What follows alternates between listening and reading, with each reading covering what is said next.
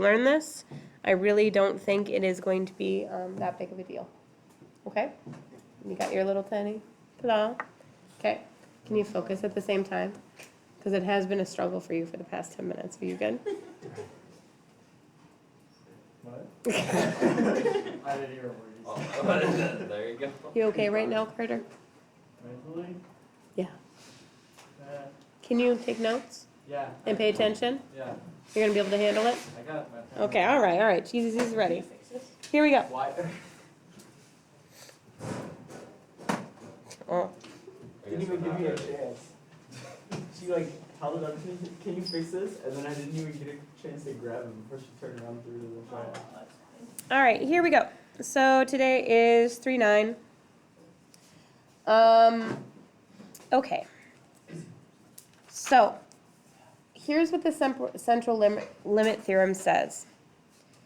It says if a population is not normal. What does that mean when I say something's not normal? Do I mean I'm saying it's weird? Not a bell curve. It's not a bell curve, right? Because remember, normal means a bell curve, right? Okay, don't get caught up by me being like, oh, you're not normal, you're weird. No, it's just not a bell curve, okay? So, if it's not a bell curve, but if you take samples where the sample size is greater than or equal to 30, then the sampling distribution of the sample means is approximately a normal distribution. And I'm sure that your brain's just glazed over. Yeah. Okay? So here's what this means. It means that even if you have a uniform distribution, do you remember what a uniform distribution is, where it's just flat, right? Okay? That if I start taking like samples of stuff, and then I take the mean of all my samples, that they will turn into a bell distribution. And I'm going to prove that to you right down here, because we're going to do an example where I'll show it to you. Okay? Okay, so let's look. Let's say that we had these values on a slip of paper and we put them in a box. We had a 1, a 3, a 5, and a 7. And you have to randomly select 2 slips of paper. What are all the different possibilities we could get? And there are multiple 1s, multiple 3s, multiple 5s, multiple 7s. So what are 2 slips of paper we could get? You could get a 1 and a... True, but I'm going to say a 1 and a 1 because I'm going to do this really systematically, okay? You could get a 1 and a 1. You could get a 1 and a 3. You could get a 1 and a 5. You could get a 1 and a 7.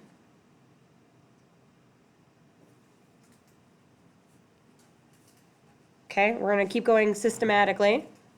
You could get a 3 and a 1, or a 3 and a 3, a 3 and a 5, or a 3 and a 7. I could get a 5 and a 1, or a 5 and a 3, or a 5 and a 5, or a 5 and a 7. Write this down, Gestapo. Nobody else is here. I am. I finished. I thought it was stamps.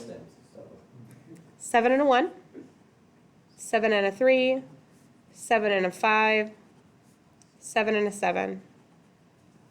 Does everybody agree? This is all the possibilities. Now, if I was just putting these out, if I said, what's the probability of me taking any of these out, do you agree that the probability of you taking each slip out is the same, right? Just a flat, it's uniform. If I graphed what the possibility is. But now, instead, I'm going to look at all of these samples right here, and I'm going to take the average between the two. I'm going to take the mean. So that's what it means right here. It says, but if you take samples where the sample size is greater than or equal to 30, I'm not being greater than 30. I've got 16 samples, but it's still going to work. Then the distribution of the sample means. Now I'm going to find all the means instead, okay? So what's the average of 1 and 1? 1. What's the average of 1 and 3? 2. What's the average of 1 and 5? 3. Everybody understanding this so far? Where we're getting these numbers? What's the average of 1 and 7? 4. Remember, you just take 1 plus 7, divide by 2, 4. 3 plus 1 divided by 2 is 2. Keep talking to me. 3. Where'd you get 4 then? I multiplied. Oh. Oh, yeah, you did. 3 times 3 divided by 2. 3 plus 5 divided by 2 is 4. 3 plus 7 divided by 2? 5. 5 plus 1, 3. This one's 4, 5, 6. Is everybody following me so far? 4, 5, 6, 7. These are all my averages. Everybody okay with this so far? Okay. Now I'm going to see how much of each one I have. So, how many of these have an average of 1? 1. How many of these have an average of 2?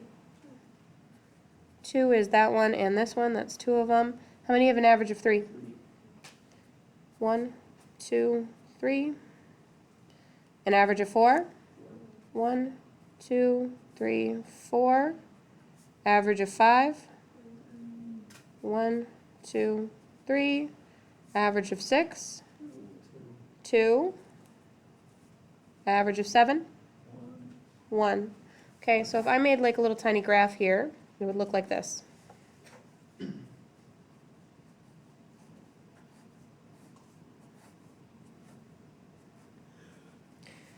Okay, this would be 1, 2, 3, 4, 5, 6, 7. If I start looking at the means, the most common mean is 4.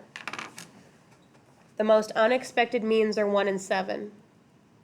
Hopefully that's not too surprising for you, right? Because the only way that there's an average of 7 is if you grab 2 7s.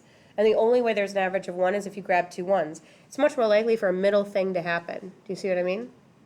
So the point of the central limit theorem is that as you increase the sample size and you take a whole bunch of averages, those averages, even if the original data didn't look like a bell curve, the averages will look like a bell curve. It's called the mean of the means. This is a rare question that happens, but it is always guaranteed to occur on the AP test, which is why I cover this section. And if that's the case, if we're looking at the average of the means, and the reason why it's the mean of the means is because the mean are all of these numbers. And this is like a graph of all these means. So it says, then the following formulas for the mean, the variance, and the standard deviation are valid for all these samples. So here it is. This is the mean of the means equals the original mean. That's a very frustrating, annoying thing to write. The standard or the variance of the means equals the original variance divided by n, and the standard deviation of the means equals the original standard deviation divided by the square root of n. So basically, when you see a